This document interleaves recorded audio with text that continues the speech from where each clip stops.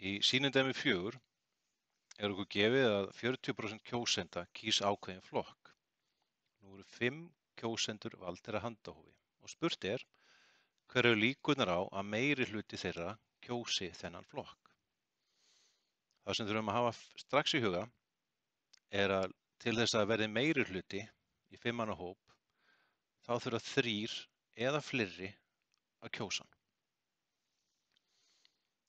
Og einfaldast er að finna þá líkurnar, að Benódist býður okkur alltaf upp á að finna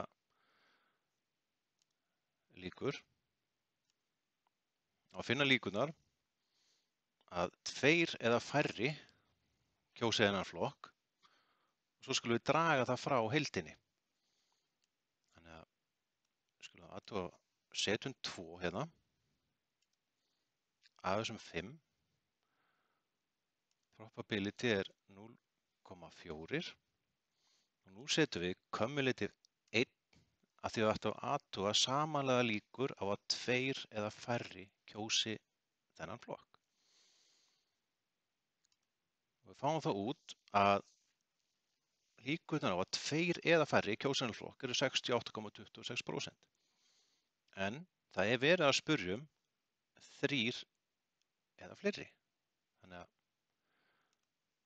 ef við bætum þá heildarlíkunum við hérna í formi 1 og drögum líkurnar frá sem endurspegla að 2 eða færri kjósi, þá standa eftir líkurnar á því að 3 eða fleiri kjósi þennan flokk.